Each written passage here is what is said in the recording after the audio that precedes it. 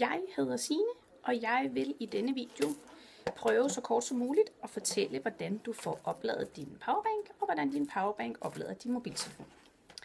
Med alle vores powerbank, der følger der en pose med de gængse stiks til de gængse mobiltelefoner, der findes på markedet. Og der følger et kabel med, hvor du kan udskifte stikkene til det stik, du skal bruge til den mobiltelefon, du har.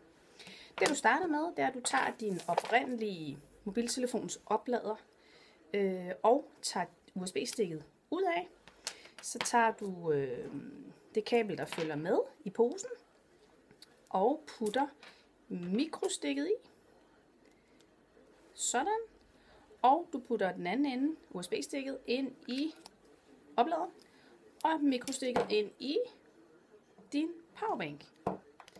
Så skal du lige have den ind, sådan. Og så er den klar til at blive opladet. Når den så er færdig, og du er klar til at bruge din powerbank, så bytter du om på stikkene. Så tager du USB-stikket ud af opladeren, og USB-stikket ind i din powerbank.